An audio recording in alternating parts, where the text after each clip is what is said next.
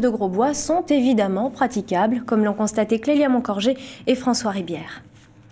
Au grand mot, les grands remèdes. Voici le mot d'ordre des hommes d'entretien des pistes de Grosbois. Chacun s'attelle à sa tâche dès le petit matin. Les balais des tracteurs viennent de commencer. Pour se lever de bonne heure, pour préparer les pistes de bonne heure. Et c'est pour ça qu'on commence à peu près entre 5h, 6h le matin. Mais en temps comme ça, c'est plutôt à 5h. Vous avez été dans la ligne droite, non? Non. Parce qu'on a enlevé la neige dans la ligne droite, il y a peut-être un manque de gadou. Hein. Ah oui. Parce que j'ai enlevé le cordon, là, j'ai pas enlevé à cause de la clarification de main. Côté court, courageux mais aussi téméraire, certains entraîneurs s'engouffrent dans le froid sans prêter attention aux grands manteaux blancs. En revanche, d'autres se partagent entre le marcheur et les pistes couvertes. Bon, ça s'est passé comme ça se passe fréquemment quand on a de la neige. Vous voyez, le tapis tourne, on a mis des chevaux au tapis. Et puis les meilleurs, on les a emmenés en camion pour sortir sur la piste couverte. Donc on a sorti au paille, au petit trot sur la piste couverte. C'est des chevaux qui sont en fin de meeting, de toute façon, il n'y a plus qu'à les entretenir. Il n'y avait pas de travail essentiel à faire. Entretien sans problème, par chance la neige reste une invitée de dernière minute. L'hippodrome d'Amiens fait sa rentrée dimanche dernier malgré les conditions climatiques. À ce jour, il y a 10 à 12 cm de neige, mais le président Éric Bien-Aimé est optimiste. Accompagné de son équipe, il met tout en œuvre pour que la réunion du mercredi 9 mars se déroule dans les meilleures conditions. Mercredi, c'est la première étape du Grand National du Trot édition 2005 qui doit s'y courir. Une journée importante pour Amiens. En 2004, c'est cette étape qui avait enregistré le plus gros chiffre d'affaires du GNT. D'ailleurs, lors de la réouverture, une de nos équipes a rencontré le président. On l'écoute. Aujourd'hui, c'est un tour de chauffe, si on peut s'exprimer ainsi, puisque le 9 mars à 13h15, nous attendons et nous recevrons la première étape du Grand National du Trot, c'est-à-dire l'épreuve phare, le Grand Prix d'Amiens. Ça a toujours été pour nous l'épreuve principale de l'année. Et j'espère que nous aurons une réussite équivalente à l'an dernier, tant par l'ampleur des enjeux que par la qualité du spectacle et des spectateurs. Évadons-nous, direction la planète du trot, n'est-ce pas Richard ? Alors l'information de cette journée, c'est Scarlet Knight, pas de cette journée, mais de cette semaine, mais de la journée aussi. C'est Scarlet Knight qui quitte les pistes définitivement. On revient sur les performances du champion. Il en a réalisé des exploits. Oui, et ce depuis plusieurs années. Ce que l'on sait moins, c'est que Scarlet Knight a débuté sa carrière à l'âge de 2 ans, 5 courses à cet âge, une seule victoire. On va dire que c'était la période un petit peu des réglages. Et puis il s'est enclenché par la suite à 3 ans. C'est incroyable. Sa plus belle moisson. Il a remporté 11 victoires sur 11 courses. Vous allez voir un petit peu tout ça en condensé.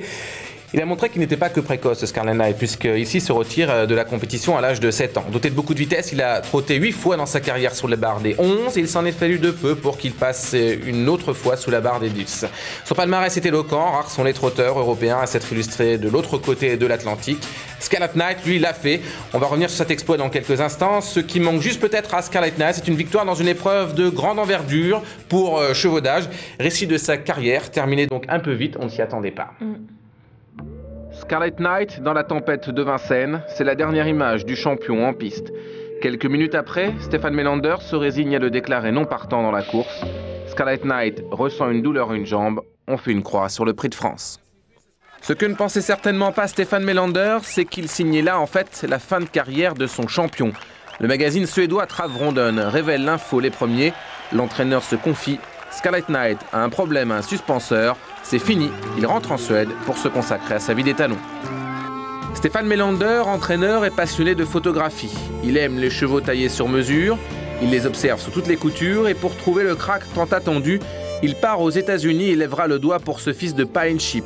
17 000 $, c'est le prix d'achat pour celui qui gagnera en piste 100 fois plus et qui 2 ans après avoir été acheté yearling, reviendra aux States pour écrire la plus belle page de sa carrière, un exploit qui dépasse les frontières.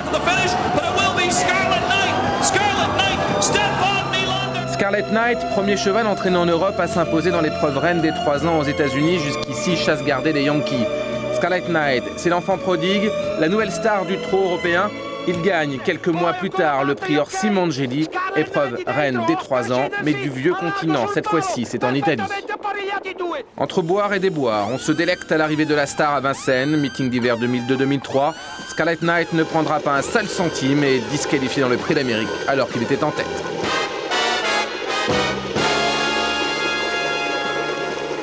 C'est ce qui manquera à Scarlet Knight, entre autres, pas une seule victoire en France. Le cheval se montre trop bouillant à Vincennes.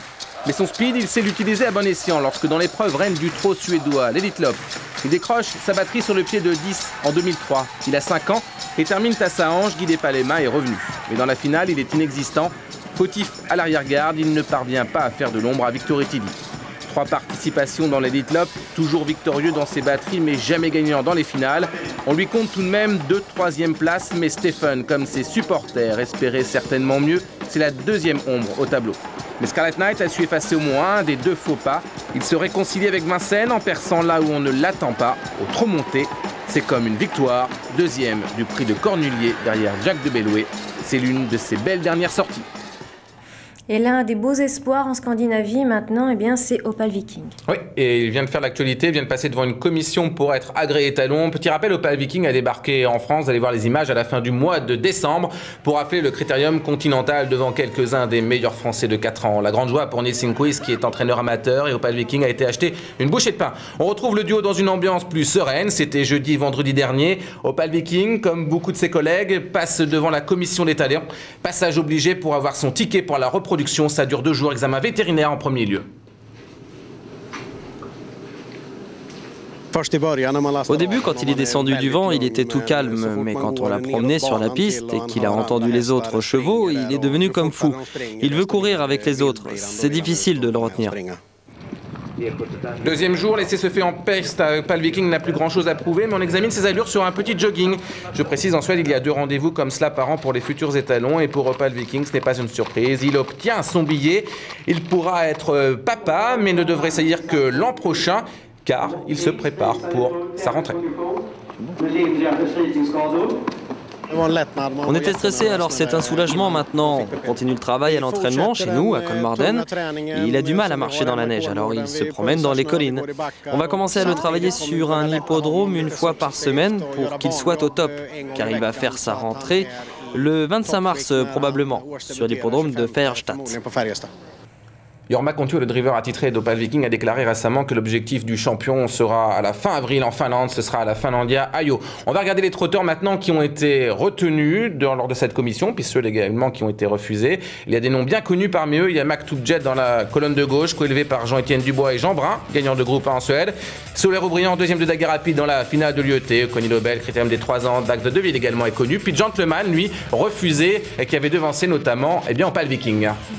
Alors maintenant, Richard, on va parler de trop montée en Suède. Isard de Tillard, la dernière fois qu'on l'a vu courir, c'était avec Michel Lenoir. Oui, on a changé maintenant. Il a été acheté par un groupe de propriétaires suédois. On sait que les courses au trop montées depuis 1 an se développent beaucoup en Suède. Isard de Tillard est un spécialiste de la vitesse. On va peut-être créer une très belle course au trop montée le jour de l'Elite Lopp, et peut-être qu'Isard de Tillard lui en fera partie. On attend également Västerbo Jetlag. Isard de Tillard est spécialiste des parcours de vitesse. Pratiquement toutes ses victoires à Vincennes ont été exécutées sur le parcours des 2175 mètres. Ça va être très intéressant de le voir évoluer tout là-haut, dans le Grand Nord. Et on termine avec notre Gatsby, il est invaincu en Suède. 3 sur 3 pour Gatsby, il réalise une 13-9 samedi. Sa meilleure réduction kilométrique jusqu'ici dans le Grand Nord. Ce n'est pas une Kazakh Bordeaux que vous apercevez, celle de Lutfi Kojini. Et non, Lutfi est élu en France pour le critérium des jeunes. Mais c'est la Kazakh d'Erik Adielson. C'est lui qui a été appelé par Lutfi pour driver Gatsby. Juste une petite inquiétude, Gatsby était moins souple dans ses allures qu'à l'accoutumée. En Suède, on est plus clément au niveau des allures. Il bat ici Papaki et Aircraft Man. À voir ce que Gatsby sera capable de faire face aux meilleurs. On verra ça. Merci beaucoup, Richard. On se quitte sur la météo de vendredi. Les choses s'arrangent pour la majeure partie du pays. Le soleil s'impose de plus en plus, vous voyez, mais il fait encore très froid.